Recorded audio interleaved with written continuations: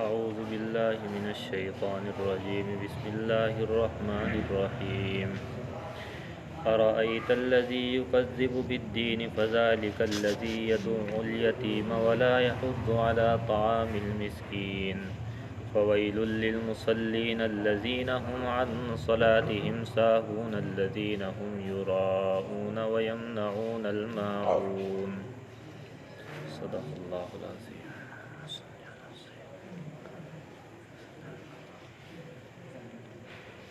تفسیر کا سلسلہ جو پہلے سے چل رہا تھا اور رمضان کی وجہ سے درمیان میں کچھ وقت کے لیے موقوف کر دیا گیا تھا، اللہ تعالیٰ کی توفیق سے اور اس کی مدد سے یہ سلسلہ دوبارہ شروع کیا جا رہا ہے۔ یہ سورہ ماعون ہے جس کی میں نے ابھی آپ حضرات کے سامنے تلاوت کی ہے، اور اس کی تفسیر کا سلسلہ پہلے سے چل رہا ہے۔ ترجمہ اس سورت کا یہ ہے، ارأیت الذی یکذب بالدین، کیا آپ نے اس شخص کو دیکھا جو جزا اور سزا کا انکار کرتا ہے، یعنی وہ اس بات کو جھٹلاتا ہے کہ مرنے کے بعد کوئی زندگی آئے گی جس میں انسان کو اپنے اعمال کا جواب دینا پڑے گا اور اس میں اس کو اس کے اعمال کی جزا یا سزا دی جائے گی، اس بات کا وہ انکار کرتا ہے۔ تو کیا آپ نے اس شخص کو دیکھا جو جزا اور سزا کا انکار کرتا ہے؟ فَذَلِكَ الَّذِي يَدُعُ الْيَتِيمَ، یہی ہے وہ شخص جو یتیم کو دھکے دیتا ہے۔ چنانچہ روایات میں آتا ہے کہ جس وقت یہ صورت نازل ہوئی تو ایک کافر نے ایک یتیم کے ساتھ ایسا ہی معاملہ کیا تھا، یعنی وہ اس کے پاس کچھ مدد مانگنے کے لیے آیا تو اس نے اس کو دھکے دے کر گھر سے باہر نکال دیا تھا۔ اس موقع پر یہ صورت نازل ہوئی تھی، اور اس میں اللہ رب العزت نے اس بات کی طرف اشارہ فرمایا ہے اس صورت میں کہ جب انسان اپنی موت سے غافل ہو جاتا ہے اور اس تصور سے غافل ہو جاتا ہے کہ مرنے کے بعد اسے اپنے اعمال کا اللہ کے سامنے جواب دینا ہے، تو پھر وہ اس قسم کی حرکتیں کرتا ہے، یتیموں کو دھکے دیتا ہے، کوئی چیز مانگ رہا ہے اسے دینے سے انکار کر دیتا ہے، کفر اور شرک میں مبتلا ہو جاتا ہے، اس قسم کی وہ حرکتیں کرتا ہے۔ تو فرمایا یہی ہے وہ آدمی جو یتیم کو دھکے دیتا ہے، وَلَا يَحُضُّ عَلَىٰ طَعَامِ الْمِسْكِينِ، اور یہ مسکین کو کھانا کھلانے کی کسی کو ترغیب بھی نہیں دیتا، یعنی خود بھی نہیں کھلاتا اور دوسرے کو ترغیب بھی نہیں دیتا کھلانے کی۔ فَوَيْلٌ لِّلْمُصَلِّينَ، چنانچہ ہلاکت ہے اور بربادی ہے ایسے نماز پڑھنے والوں کے لیے، الذین هم عن صلاتهم ساہون، کہ جو اپنی نماز سے غفلت برتتے ہیں۔ پچھلی آیت تک اس کی تفسیر اور اس کا ترجمہ میں پہلے عرض کر چکا ہوں، اور اس آیت میں فویل للمصلین، یہاں سے اللہ رب العزت منافقین کا حال بیان فرما رہے ہیں کہ منافقین کی حالت یہ ہے کہ وہ اپنی نماز میں تو وہ آتے ہیں نماز پڑھنے کے لیے، لیکن نماز سے غفلت برتتے ہیں۔ اس لیے اللہ فرماتے ہیں کہ بڑا عذاب ہے ایسے نماز پڑھنے والوں کے لیے جو اپنی نماز سے غفلت برتتے ہیں۔ الذین هم یراؤون، جو دکھاوا کرتے ہیں، یعنی دکھانے کے لیے نماز پڑھنے کے لیے آ جاتے ہیں کہ بھائی ہم بھی نماز پڑھتے ہیں، ہم بھی بڑے نمازی ہیں، تو دکھاوا کرتے ہیں۔ وَيَمْنَعُونَ الْمَاعُونَ، اور چھوٹی سے چھوٹی چیز، معمولی چیز بھی کسی کو دینے سے انکار کرتے ہیں، یعنی کوئی ضرورت کی چیز اگر ان سے مانگے تو منع کر دیتے ہیں، دینے سے انکار کر دیتے ہیں۔ تو یہ ان 3-4 آیتوں میں منافقین کا تذکرہ ہے، اور روایات میں آتا ہے کہ بہت سے لوگ ایسے تھے جو زبان سے تو اپنے آپ کو مسلمان کہتے تھے، مدینے کے اندر خاص طور سے، کہ جو اپنے آپ کو زبان سے تو مسلمان کہتے تھے اور ظاہری طور پر انہوں نے کلمہ بھی پڑھ رکھا تھا، لیکن وہ دل سے ایمان نہیں لائے تھے، در پردہ اور خفیہ طریقے سے کفر اور شرک میں مبتلا تھے اور مشرکین کی مدد بھی کرتے تھے۔ اب چونکہ زبان سے یہ ظاہر کیا ہوا ہے کہ ہم مسلمان ہیں، اس لیے مسجد میں نماز پڑھنے بھی آ جایا کرتے تھے، لیکن قرآن کریم میں دوسری جگہ فرمایا اذا قاموا الی الصلاۃ قاموا کسالی، کہ جب وہ نماز کے لیے آتے ہیں، نماز کے لیے کھڑے ہوتے ہیں تو بڑے سستی کے عالم میں کھڑے ہوتے ہیں، ایسے کھڑے ہوتے ہیں جیسے کوئی زبردستی ان کو کھینچ کر لے آیا ہو۔ تو ان منافقین کے بارے میں ہے الذین هم یراؤون، اور مسجد میں آتے تو ہیں لیکن نماز دکھاوے کی پڑھتے ہیں، دکھاوے کے لیے آتے ہیں۔ تو یہ منافقین کا ذکر ہو رہا ہے، لیکن ذکر تو اگرچہ منافقین کا ہے، اللہ رب العزت نے بالواسطہ اس میں مسلمانوں کو بھی متنبہ فرمایا ہے کہ کہیں ایسا نہ ہو کہ تمہارا حال بھی ان منافقین جیسا ہو جائے کہ تم بھی اپنی نماز سے غفلت برتنے لگو اور نماز دوسرے لوگوں کو دکھانے کے لیے پڑھنے لگو، تو تمہارا حال ایسا نہیں ہونا چاہیے۔ اللہ تعالیٰ مسلمانوں کو متنبہ فرما رہے ہیں۔ اور یہاں پر جو نماز سے غفلت برتنے کی بات ہے، تو نماز سے غفلت برتنا اس کا مفہوم بہت وسیع ہے۔ اس کے مفہوم میں یہ بات بھی آ جاتی ہے کہ آدمی کو نماز کا اہتمام نہ ہو، نماز کی فکر ہی نہ ہو، کہ پڑھ لی نہیں پڑھی تو نہیں پڑھی، کسی وقت پڑھ لی کسی وقت چھوڑ دی، کسی دن پڑھ لی کسی دن چھوڑ دی۔ کوئی آدمی ہے کہنے والا کہ بھائی نماز پڑھ لو، اس کے کہنے سے نماز پڑھ لی، اور اگر کوئی نہیں ہے کہنے والا، وقت گزر گیا غفلت میں تو نماز نہیں پڑھی، نماز چھوڑ دی۔ حالانکہ اللہ رب العزت نے نماز کو عماد الدین فرمایا ہے کہ نماز دین کا ستون ہے۔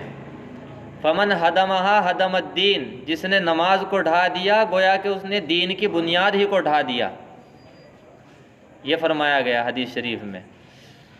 اور پھر نماز اللہ رب العزت نے یہ ایسی عبادت رکھی ہے کہ ایک مسلمان کے لیے کسی بھی حالت میں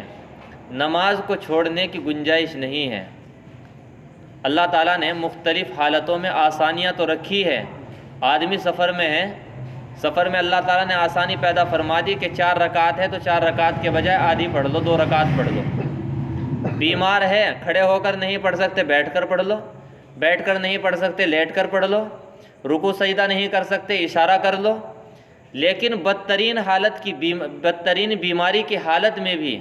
ایک مومن کے لیے نماز چھوڑنے کی اجازت نہیں ہے۔ کوئی بھی حالت ہو نماز تو پڑھنی ہی ہے۔ البتہ مختلف حالتوں میں اللہ تعالیٰ نے آسانیاں پیدا فرما دی ہے کہ کھڑے ہو کر پڑھ لو، بیٹھ کر پڑھ لو، اشارے سے پڑھ لو، جیسے چاہے پڑھ لو، جیسے تمہیں آسانی ہو۔ اور بعض بیماریاں تو ایسی ہوتی ہے کہ آدمی جن میں مستقل ناپاک رہتا ہے، پاک ہونے کا امکان ہی نہیں ہوتا، ان کے بارے میں بھی فرمایا گیا کہ اگر ایسی بیماری لاحق ہو گئی ہے تو اسی حالت میں نماز پڑھ لو، نماز کو ایسی حالت میں بھی مت چھوڑو۔ تو یہ اللہ تعالیٰ نے ایسی عبادت رکھی ہے۔ اور اگر حقیقت میں دیکھا جائے، غور کیا جائے، تو یہ ایسی چیز ہے کہ ایسی چیز نہیں ہے کہ جس کو آدمی بوجھ سمجھنے لگے۔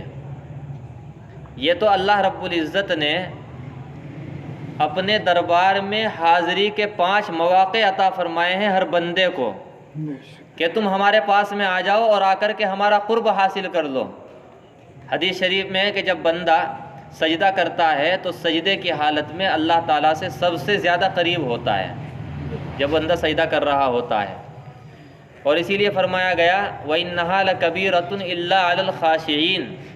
کہ یہ نماز یہ مشکل اور بوجھ معلوم ہوتی ہے، مگر ایسے لوگوں کو بوجھ اور مشکل معلوم نہیں ہوتی جن کا دل اللہ تعالیٰ سے جڑا ہوا ہے، اللہ تعالیٰ سے لگا ہوا ہے۔ اور حدیث شریف میں نبی کریم صلی اللہ علیہ وسلم نے ارشاد فرمایا قرۃ عینی فی الصلاۃ، کہ میری آنکھوں کی ٹھنڈک نماز میں ہے۔ اللہ تعالیٰ ہم سب کو ایسا بننے کی توفیق عطا فرما دے۔ تو یہ ایسی عبادت ہے۔ تو نماز سے غفلت کا ایک مفہوم یہ ہے کہ آدمی کو نماز کا اہتمام نہ ہو، فکر نہ ہو، آدمی گنڈے دار نماز پڑھنے لگے، کبھی پڑھ لی اور کبھی چھوڑ لی، جی میں آیا تو پڑھ لی، جی میں آیا تو چھوڑ دی۔ اور دوسرا مفہوم غفلت کا یہ ہے، اللہ تعالیٰ جو فرما رہے ہیں کہ وہ اپنی نماز سے غفلت برتتے ہیں، تو اس کے مفہوم میں یہ بات بھی داخل ہے کہ آدمی کو جماعت کا اہتمام نہ ہو۔ مردوں کے لیے مسجد میں جا کر کے جماعت سے نماز پڑھنا یہ تقریباً واجب ہے، سنت موقدہ قریب بواجب، یعنی واجب کے قریب قریب ہے، اور اگر مسجد میں جا کر آدمی بغیر کسی عذر کے جماعت کے ساتھ نماز نہیں پڑھتا ہے تو وہ گنہگار ہوگا۔ اسی لیے نبی کریم صلی اللہ علیہ وسلم نے حدیث شریف میں ارشاد فرمایا کہ میرا کبھی کبھی ارادہ یہ ہوتا ہے کہ میں کسی کو حکم دوں کہ مسجد میں جا کر کے نماز شروع کریں، کسی کو امام بنا کر نماز شروع کرواؤں، اور پھر جا کر کے چکر لگا کر کے دیکھوں کہ کون لوگ ہیں جو مسجد میں نماز کے لیے نہیں آتے ہیں، تو میرا جی چاہتا ہے کہ ایسے لوگوں کے گھروں کو آگ لگا دوں۔ یہ آپ نے وعید بیان فرمائی ہے، بڑی سخت وعید ہے۔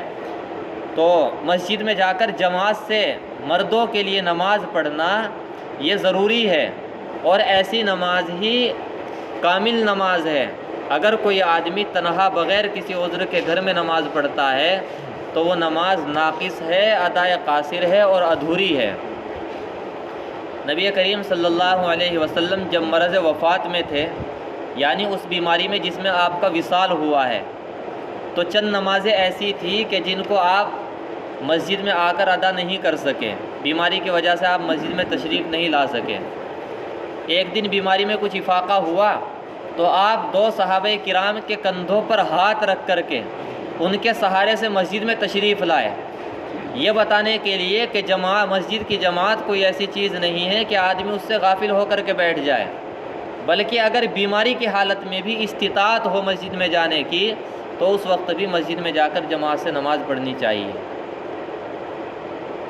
اور بعض روایات میں تو جماعت سے نماز پڑھنے کی بڑی تاکید آئی ہے۔ ایک روایت میں آپ نے فرمایا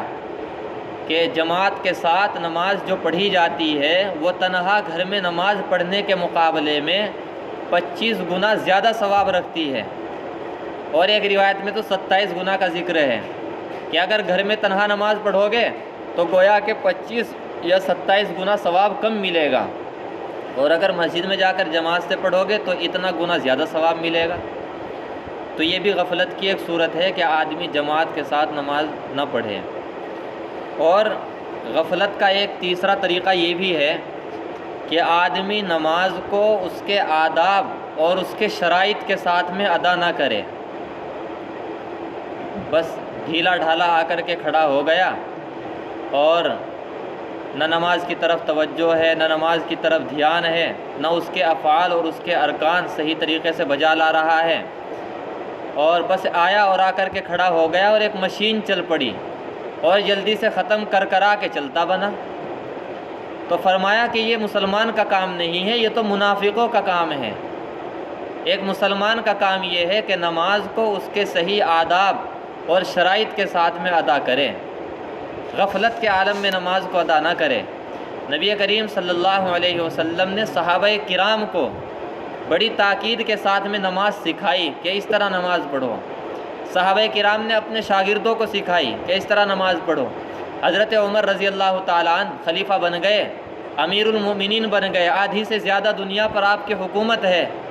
لیکن لوگوں کو صاف صاف کھول کر ایک ایک چیز کا طریقہ بتاتے ہیں کہ وضو ایسے کرنی ہے، وضو کرنے کا طریقہ یہ ہے، نماز ایسے پڑھنی ہے، ہاتھ ایسے اٹھانے ہیں، نماز میں نگاہ کہاں رکھنی ہے، رکوع کیسے کرنا ہے، سجدہ کیسے کرنا ہے۔ آپ ایک ایک بات کھول کر لوگوں کو سامنے بیان کیا کرتے تھے۔ تو اگر آدمی غفلت کے عالم میں بغیر آداب و شرائط کا لحاظ کیے ہوئے نماز پڑھ لے تو نماز تو ہو جائے گی، لیکن ایسے آدمی کو سنت کا نور حاصل نہیں ہوگا، ایسا آدمی سنت کی برکات سے اور سنت کے ثواب سے محروم رہے گا جو صحیح لحاظ کر کے نماز نہیں پڑھے گا۔ تو غفلت کا ایک طریقہ یہ بھی ہے کہ آدمی آداب و شرائط کا لحاظ نہ کرے، تو ایسا آدمی سنت سے محروم ہو جاتا ہے، اس کی برکات سے، اس کے نور سے محروم رہتا ہے۔ اب بعض چیزیں معاشرے میں ایسی چل پڑی ہیں، بعض مسائل کہ لوگ ان میں مبتلا رہتے ہیں اور دوسرے بھی ان کو غلط مسائل بتاتے رہتے ہیں۔ مثلاً ننگے سر نماز پڑھنے کا مسئلہ ہے۔ بہت لوگ، اکثر لوگ آپ کو ایسے ملیں گے، یہاں تو ہمارے معاشرے میں کم ہیں، باہر آپ نکل کر دیکھیں گے کہ ایک رواج بن گیا ہے ننگے سر نماز پڑھنے کا، اور لوگ کہتے ہیں کہ جی سعودی عرب میں تو ہم دیکھتے ہیں لوگوں کے ننگے سر نماز پڑھ لیتے ہیں، یعنی ان کو نمونہ بنا کر کے دلیل کے طور پر پیش کرتے ہیں، حالانکہ ہمارے لیے وہ کوئی نمونہ نہیں ہے۔ ہمارے لیے تو اللہ کے رسول کی ذات نمونہ ہے، صحابہ کرام کی ذات نمونہ ہے، تابعین، طب تابعین اور ہمارے اسلاف اور بزرگان دین، ان کا عمل ہمارے لیے نمونہ ہے۔ ننگے سر نماز پڑھنے کا معاملہ نبی کریم صلی اللہ علیہ وسلم نے ساری زندگی کبھی بھی ننگے سر نماز نہیں پڑھی ہے۔ بتائیے کتنی بڑی بات ہے، پوری زندگی کبھی بھی کوئی آدمی نہیں بتا سکتا ہے کہ آپ نے ننگے سر ایک بھی نماز پڑھی ہو۔ سر پر سر ڈھکا ہوا ہونا چاہیے۔ نماز کے آداب میں سے ہے کہ آدمی سر کو ڈھک کر کے نماز پڑھے، چاہے کوئی ٹوپی ہو، چاہے کوئی عمامہ ہو، چاہے کوئی دوسرا کپڑا ہو، سر ڈھکا ہوا ہونا چاہیے، نماز کے آداب میں سے ہے۔ صحابہ کرام کا بھی ساری زندگی یہی عمل رہا ہے، لیکن ننگے سر نماز پڑھتے ہیں اور دلیل کے طور پر پیش کرتے ہیں کہ وہاں تو لوگ پڑھ رہے ہیں۔ تو میں یہ نہیں کہتا کہ نماز نہیں ہوتی، نماز ہو جاتی ہے، لیکن بات وہی ہے کہ چونکہ سنت کی خلاف ورزی ہے، اس لیے ایسا آدمی سنت کی برکات سے، سنت کے نور سے محروم رہتا ہے، اور اس کی وجہ سے پھر جو نماز کی برکات ہیں ان کے اندر بھی کمی آ جاتی ہے۔ اس لیے ننگے سر نماز نہیں پڑھنی چاہیے، نماز کے آداب کے خلاف ہے۔ بہرحال تو نماز کو اس کے آداب اور شرائط کے ساتھ جو آدمی ادا کرے گا، تو اللہ تعالیٰ قرآن شریف میں فرماتے ہیں ان الصلاۃ تنہی عن الفحشاء والمنکر، کہ نماز آدمی کو بے حیائی اور برے کاموں سے، منکرات سے روکتی ہے، تو پھر آدمی کو یہ نماز بے حیائی اور برے کاموں سے علیحدہ رکھے گی، دور رکھے گی، اس کو روک دے گی۔ اگر آدمی سنت کے مطابق نماز پڑھے گا، اس چیز کو سیکھنے کی ضرورت ہے،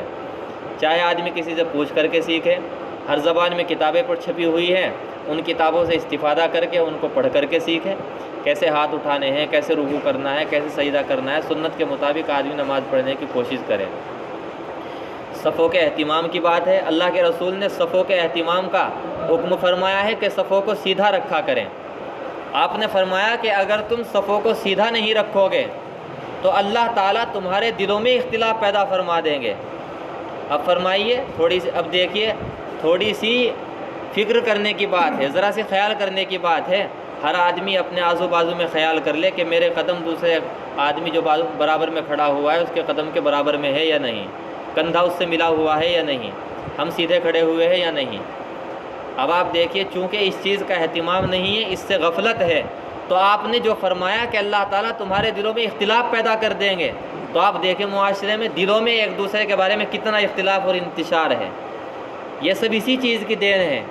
کہ ہمیں نماز کے بارے میں چونکہ توجہ نہیں ہے، غفلت ہے، اس وجہ سے اختلاف پیدا ہو رہا ہے۔ اللہ تعالیٰ تو قرآن کریم میں ایسے لوگوں کی قسم کھاتے ہیں، والصافات صفا، اس نام سے پوری سورت نازل ہو گئی۔ قسم ہے ایسے لوگوں کی جو صف بنا کر کے کھڑے ہوتے ہیں، اللہ تعالیٰ قسم کھا رہے ہیں۔ تو صفوں کا اہتمام ہونا چاہیے، نماز کو اس کے آداب اور شرائط کے ساتھ میں ادا کرنا چاہیے۔ اور یہاں پر اللہ تعالیٰ جو فرما رہے ہیں کہ ایسے نماز پڑھنے والوں کے لیے بڑا عذاب ہے، بڑی تباہی ہے، جو اپنی نماز سے غفلت برتتے ہیں۔ تو اس اہتمام کے ساتھ نماز پڑھے۔ اللہ تعالیٰ ہم سب کو اس پر عمل کرنے کی توفیق عطا فرمائے، اور یہاں پر جو وعید بیان کی گئی ہے، اللہ تعالیٰ اس وعید سے ہم سب کی حفاظت فرمائے، اور اس آیت کا مصداق بننے سے ہم سب کو بچائے۔ سبحان اللہ و بحمدہ، سبحانک اللہم و بحمدک، اشہد ان لا الہ الا انت، استغفرک و اتوب الیک۔